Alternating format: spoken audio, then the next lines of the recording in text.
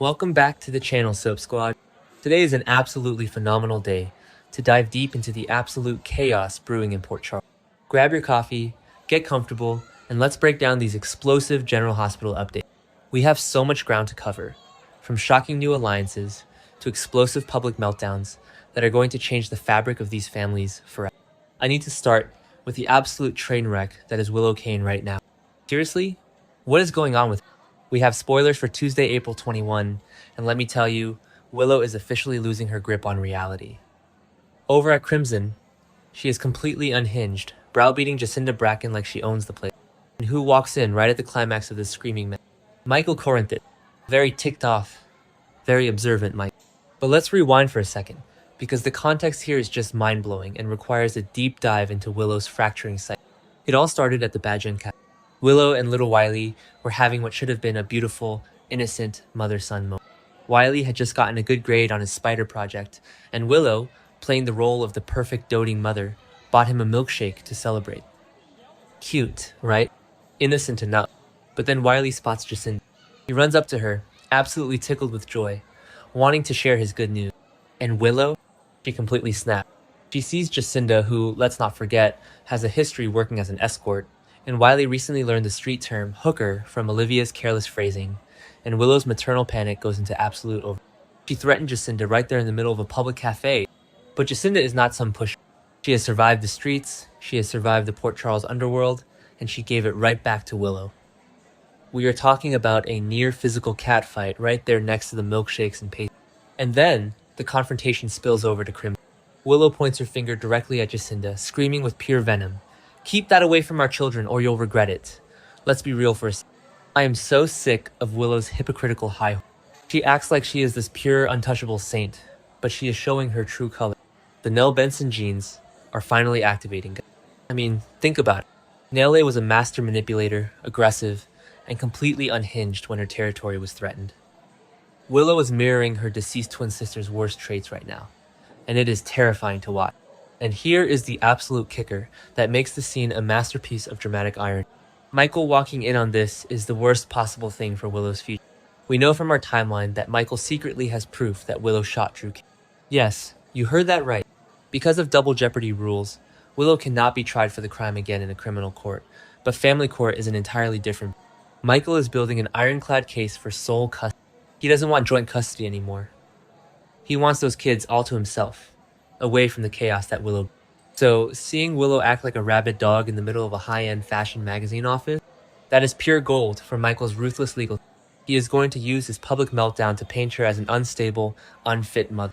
I think Michael is playing a cold, calculating game right now, channeling his inner Sonny Corinthos mob boss mentality, and Willow is walking right into his trap without even realizing the jaws are snapping shut around him. Now, let's pivot to my favorite chaotic trio, Valentine, Carly, and Nina. Over at Carly's house, Valentine drops an absolute bombshell that left my jaw on the floor. He looks Carly dead in the eye, with that signature Cassadine intensity, and says, "We need to take action." Nina can help. Can you even believe it? Nina Reeves.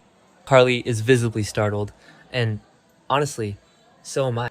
The history between Carly and Nina is legendary. It's tough. It's a blood feud that spans years.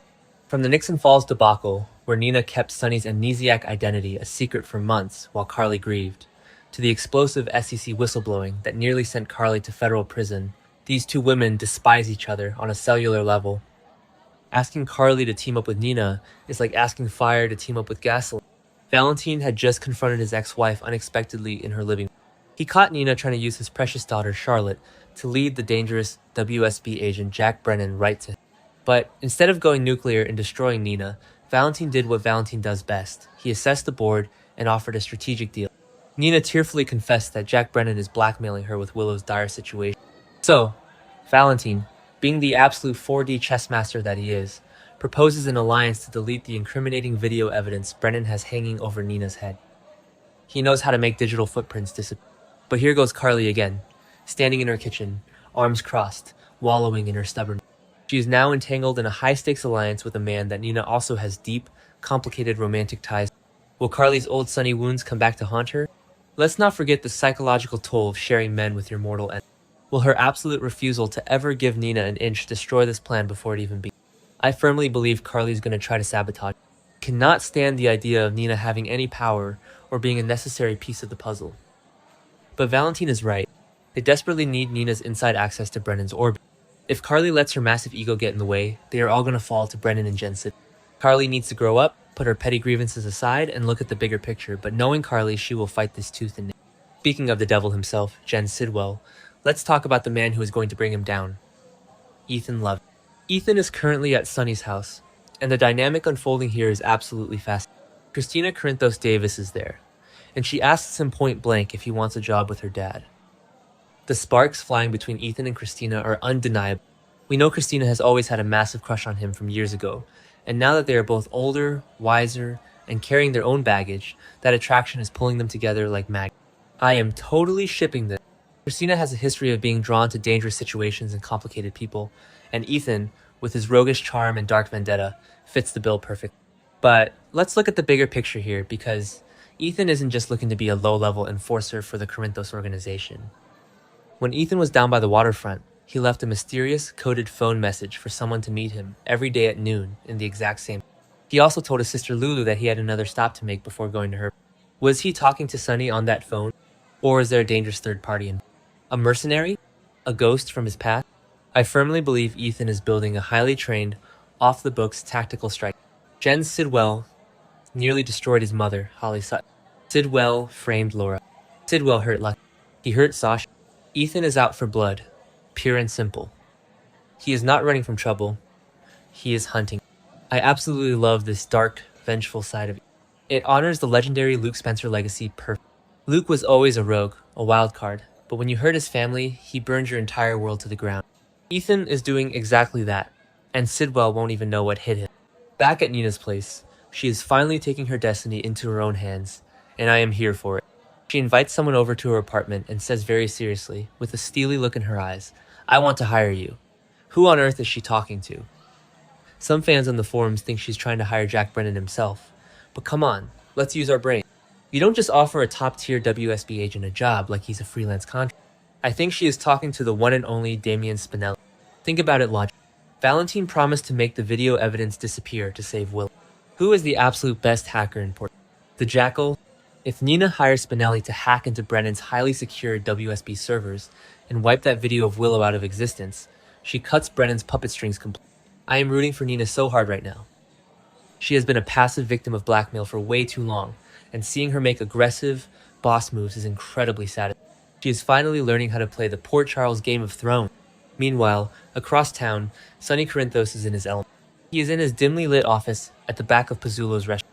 Even though Jen Sidwell forced purchased his beloved peers, and Sonny had to humiliatingly move his coffee shipping operations all the way to Rochester, New York, he still holds immense power in Port Charles. He still owns Pizzulo's and Volanino's gym.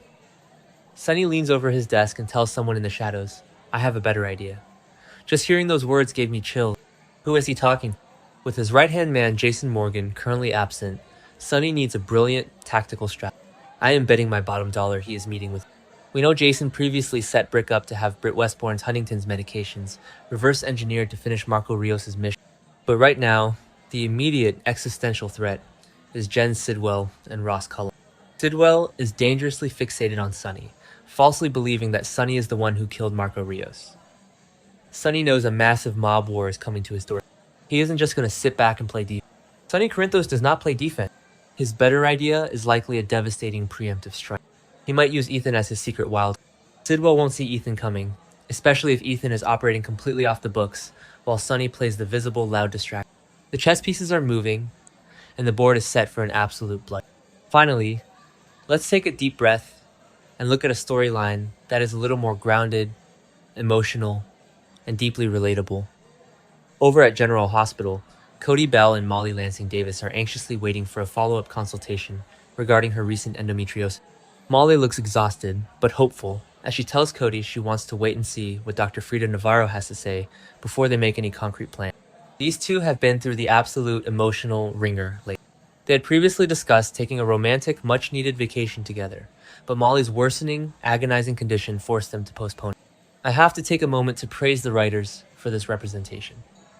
Endometriosis is a painful, often misunderstood condition that affects so many women, and seeing Molly navigate the physical pain and the emotional toll on her relationship is powerful television.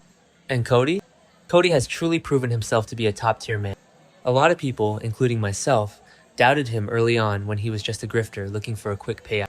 But his unwavering, gentle support for Molly during this terrifying health crisis shows his true, golden character.